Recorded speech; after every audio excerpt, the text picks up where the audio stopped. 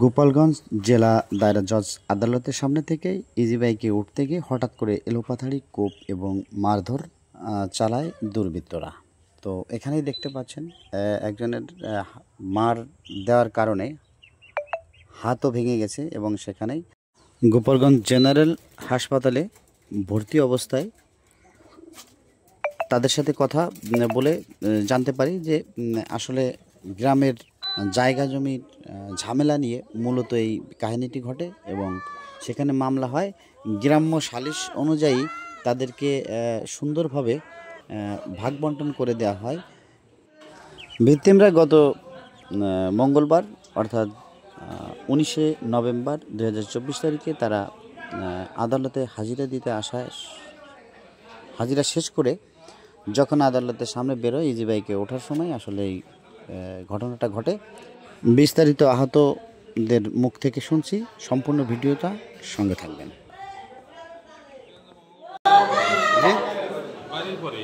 এখন ওই হাজিরা দিতে আসছিলেন তো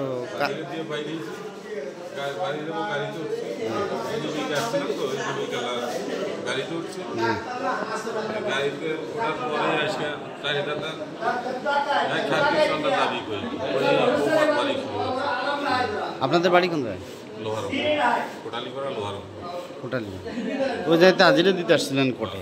কোর্টে হাজিরা শেষ হয়েছে না?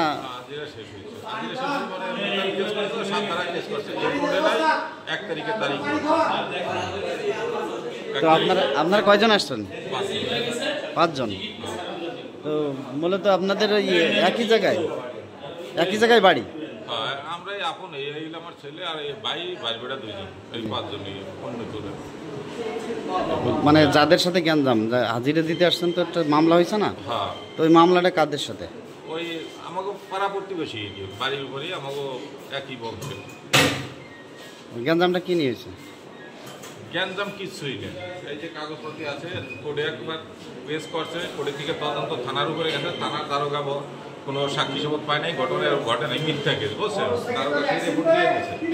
পরে আবার একটা 7 ধারা কেস করছে, সেই 7 ধারা কেসে হাজিরা দিতে এসেছিলাম আজকে বুঝছেন, হাজিরা হয় নাই, এই লোক থানার রিপোর্ট দিয়েছে তাকে পক্ষে দেয় নাই, এই জন্য আবার একটা কেস করছে, সেই কেসের হাজিরা দিতে এসেছে। ওরা কি বেশি প্রভাবশালী আপনার কাছে? প্রভাবশালী না স্যার, এইখান থেকে মস্তানি পাচ্ছেন, দেশে ওদের কোনো অস্তিত্ব নাই বা ওদের কোনো সাক্ষী শপথ নাই, এরা হলো গাঁজার ব্যবসা করে, এগুলো প্রতিবাদ করতে গেলে এই সমস্যা। ছিলেন কয়জন? কয়জন ছিলেন আপনারা? আমরা গাড়িতে ছিলাম হলো 7 জন, মানে আমরা 5 জন আর অন্য আমাদের সাথে আসছিল 2 জন। তাদেরও কিছু তারিখ তারা বিরোধিতা আসছিল, এক গাড়িতে আমরা বুঝতে পারছি।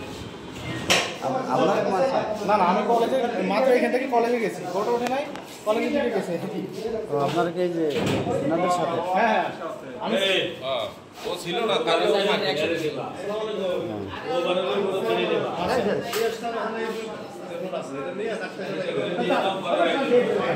আপনাকে যার সাথে জ্ঞান যাবো ওনার নাম কি?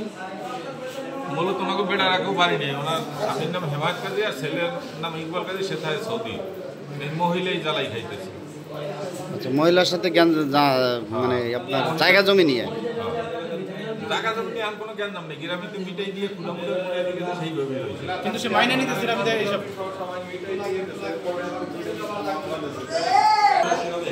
তদন্ত শেষ হয়ে গেলে তদন্ত তার জন্য মামলা বাতিল হয়ে গেছে। পরবর্তীতে আর একটা মামলা দিচ্ছে, সেই মামলার আজকে হাজিরা, মানে কেসটা ভুয়া ছিল এই জন্য বাতিল হয়ে গেছে। তদন্ত ফেল করছে, যার কারণে ওই মামলার কিছু হয় নাই। হাজিরা দিতে আসছি, তো হাজিরা শেষ আমরা তারপরে উনি আতঙ্কিতভাবে হঠাৎ